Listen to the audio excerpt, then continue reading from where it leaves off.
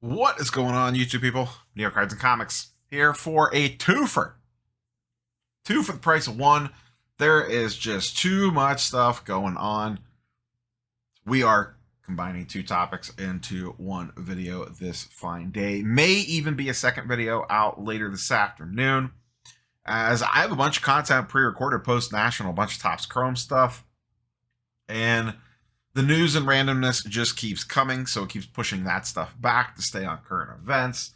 So might be two for the price of one today on the videos as well. We will see. In this video, two things I want to discuss. Something that Sports Cards Anonymous talked about yesterday that I want to make sure my audience is all aware of, and it was kind of something I've been keeping an eye out for.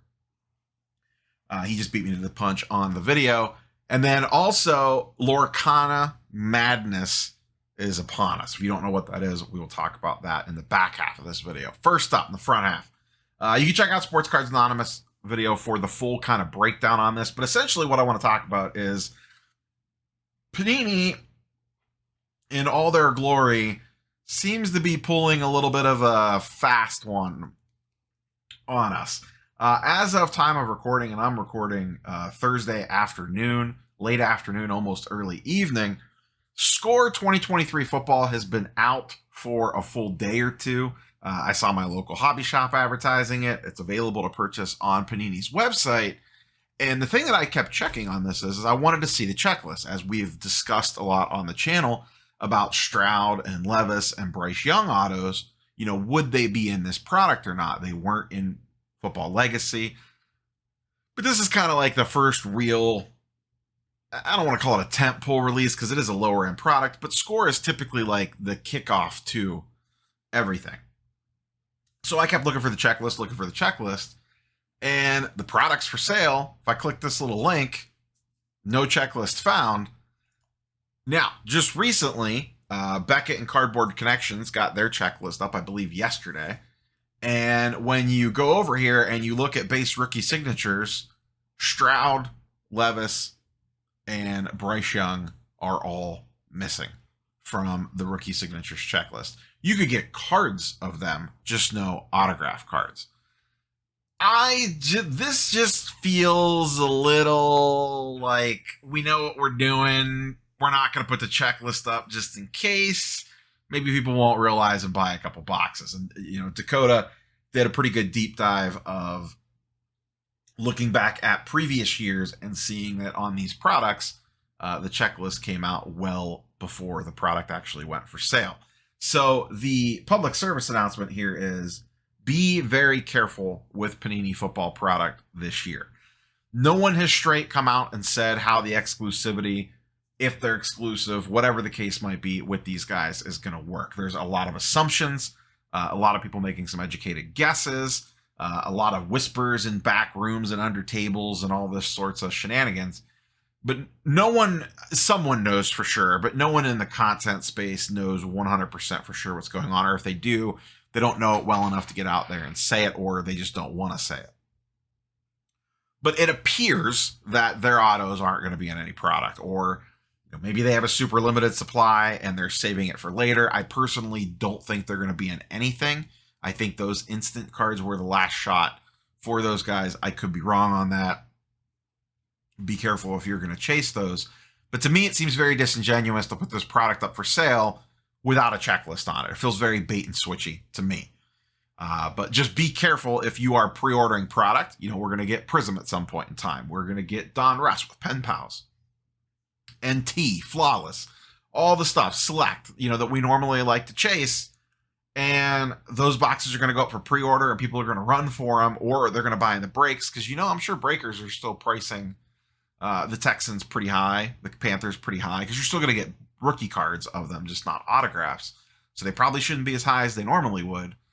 This is really going to water down this product if this is the case. So buyer beware on this stuff until you get hands on a checklist and can see if their autos are actually in that product or not. Like I said, I do not think we see any of those three guys' autos in any product this year.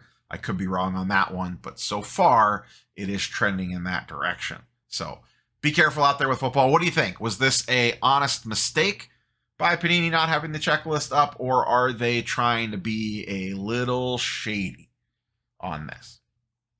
Let's transition over to Lorcana. If you don't know what Lorcana is, I'll go over this page first. It's a new TCG. It is a Disney-based TCG. We've kind of talked about it in the past on occasional non-sports card videos here and there. It's been in the news recently because Upper Deck was suing the makers of Lorcana for copyright infringement. But it launched this week at Gen Con. If you're not familiar with Gen Con, it is I believe it's the world's largest, or at least the largest in the United States, tabletop gaming convention. So board games, TCG, the whole 9 yards. It is an absolutely massive trade show. A ton of people attend Gen Con. I've gone before. I went probably almost 20 years ago now, 15 years ago. Back in my Magic the Gathering days, I went to Gen Con. Had an absolute blast. Good times. I've actually considered going again, but I heard it's just absolutely crazy now with people. It's in Indianapolis at the convention center. I don't know if it takes over part of the football stadium or not. Someone in the comments below can update me on that. That wasn't around back when I went, but very nice convention center in Indy. So Lorcana launched TCG Disney. This thing has all the makings of a hype beast. Booster boxes actually went up for pre-order on Best Buy yesterday. I managed to snag a couple, and I have a couple ordered through my local LCS as well to pick up. I don't know if I'm going to open one on the channel or not. I haven't decided yet. I might crack one just for the content, but it soft launched at Gen Con yesterday. Gen Con was the first place that boxes were going to be available to go live, to actually have them in your hand, rip them open. And they also had promo cards if you purchased at Gen Con. I'm not sure if they were just handing those out or if you had to buy a box or just purchase the promo card. Regardless, this is the scene. Shout out to Citizens of Lorcana on Twitter and a bunch of other Twitter accounts. I was retweeting a bunch of stuff yesterday, as was Paul Lesko. The scene was wild. I was joking on Twitter, or X, whatever the hell it's called now, that this makes the Topps Rapper Redemption line look like a cakewalk. This was the line to get into the show floor before it opened. Apparently, the line took hours to get through, and this is just all for Lorcana stuff. If you kind of scroll through the timeline here, you can kind of see. Here is the madness that was Lorcana. I guess people were getting pushed over. All sorts of chaos was happening, and it took multiple hours to get through the individual line itself. Listen, I'm no expert on Lorcana by any means. Here's the promos. This is what they're selling for, a couple $100 a piece. I do have a little stamp on them that says Gen Con on it. So that's how you know it is the promo. You can see that right there, Gen Con 2023. This is this company's first foray into TCG. There's two things that are probably going to happen here. One, it does sound like, based off of some stores that I've talked to, both locally and abroad, that the print runs are probably not going to meet demand early on. A lot of stores got their allocations whacked. They seem to be favoring actual LCSs, or I'm sorry, LGSs, local gaming stores that are going to have a play area, are getting more of the product diverted to them, which makes sense. You know, you want to build a community around it with it being a TCG. But the part you want to be careful with here is the fact that this is a newer company. I could see demand or supply restrictions early on because of lack of supply, and that really spiking a lot of prices on both sealed wax and singles. The thing to be careful of is we don't know how this company is going to handle reprints and printing more product. There's a chance this thing could get printed to the absolute moon and back again if the boxes keep selling. So just be careful out there if you are buying at secondary market prices and thinking that they're just going to go to the moon. Could they? Yes. If they decide not to print a ton of this, which doesn't seem to make a lot of sense because you want to introduce the game to the people, and demand, at least initially, seems like it's going to be high, you would think that they were going to print a decent amount of this to supply that demand. If they do that, that's where things get a little squirrely. That could potentially crash prices back down again. Now, the demand could be so insane that maybe the printers can't keep up and they end up moving into the next set. It's just a lot of unknowns So just be careful out there. The way I'm going to handle this is, like I said, I have a handful of boxes coming from a handful of different places. I may open one and then just kind of tuck the rest away, but kind of keep a close eye on things. If prices on sealed wax gets too crazy, I will probably end up selling at least 1 or 2 extra boxes off and then maybe keep 1 or 2 tucked away and just kind of see what happens. It's going to be a very much play it by ear, but I just want to preach a little word of caution here. Am I going to chase this? A little bit. Am I going to go crazy on it? No. If things get crazy, I will sell out of my position on it. And if it goes to the moon, prices that is, goes to the moon, then I missed out, but I mitigated my risk.